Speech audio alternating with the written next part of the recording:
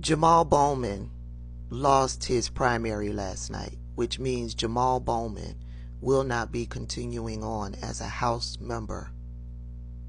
He's done. He'll serve out the rest of his term, and in 2025, his challenger, George Latimer, will be now representing that district. I didn't talk a lot about what was going on with Jamal Bowman. I like Jamal Bowman, but Jamal Bowman was making some missteps. In the world of politics, the voices that you first have to listen to are the voices in the district that you represent, right? You are in this position to represent the people in your district. That's first and foremost. The people in Jamal Bowman's district are predominantly Jewish. Jamal Bowman's voting record did not represent his voting base, his district, his constituents. There were several anti-Semitism bills that came up for a vote, and he voted no. Jamal Bowman was very vocal for a ceasefire. Is that wrong? Absolutely not. But how will the constituents in your district that you represent take to you calling for a ceasefire?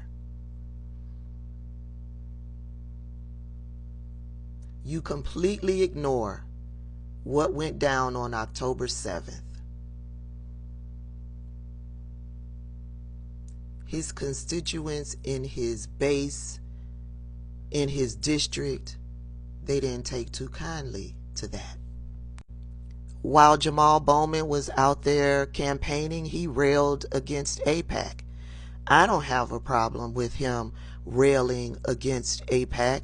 I believe AIPAC is a huge problem. I don't understand why AIPAC hasn't been forced to register as a foreign agent. Yeah, they buy politicians, and they buy politicians to support another country, Israel. That's problematic. Politicians are supposed to represent Americans here in the United States. So I don't have a problem with Jamal Bowman calling out AIPAC and railing against them for what it is that they're doing. However, I'm not in Jamal Bowman's district. I'm not a Jewish American individual.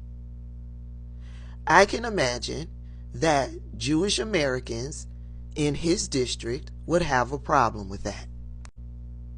You are voted in to represent the people in your district, their values, their wants, their needs, what they want out of the government. Jamal Bowman forgot that at some point. His voting record did not represent the people in his district. There were anti-Semitism bills that came up for a vote. He voted against each and every one of them. And these days, voters are educated. They are educated because they've got content creators like myself who tell them where they can go to look up these congressmen and women's voting record. You can look up the voting record to see how this person you voting for is representing you and your wants and your needs. How is this person voting to make your life better? When you get voted into office, it's not about you and your morals and what it is that you want. And the constituents, the voting base in Jamal Bowman's district, They went to the polls on yesterday and they voted for the person that they felt would be more representative of what it is that they want in their congressman, who would better represent them, who would be a voice for them. I like Jamal Bowman, but when it comes to politics, it's not about you and your morals and what it is that you want and your agenda. In addition to all of this, Jamal Bowman voted against huge Democratic legislation, the infrastructure bill, number one. The Jewish population in Jamal Bowman's district, they had a huge problem with that.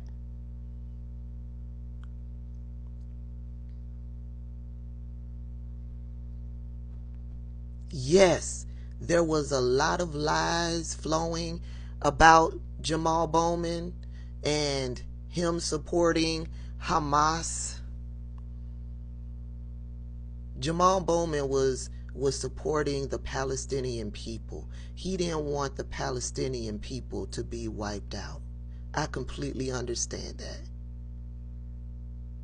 But when you're out speaking against a country that represents the people in your district, maybe you should have some town halls with the people in your district.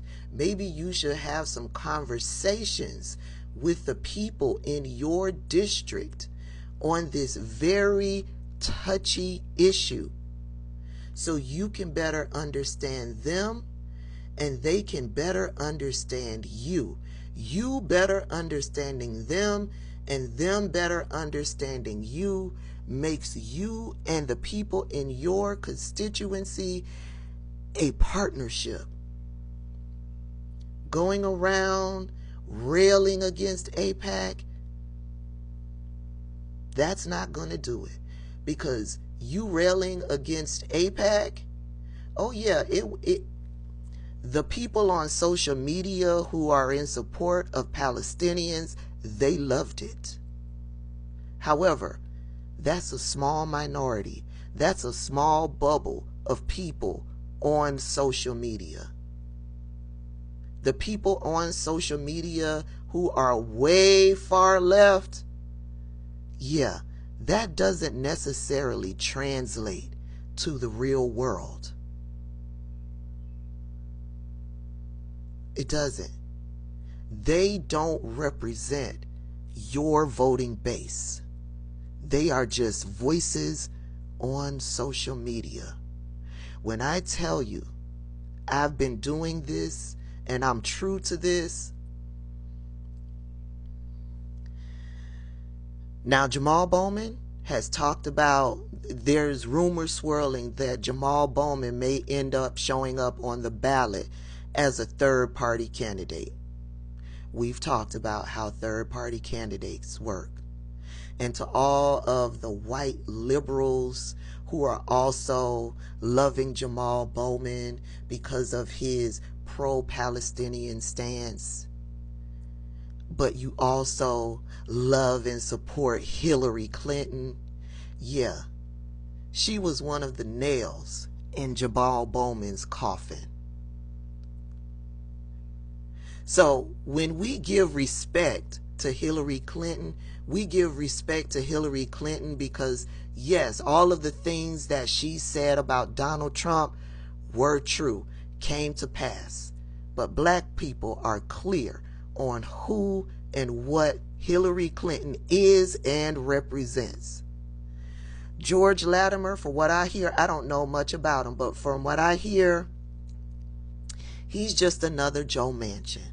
He's supported by Republican corporations, millionaires and billionaires. So a bunch of Jewish people went to the voting booth to support a candidate that says he's Democrat but is highly supported by Republicans. How you like them apples?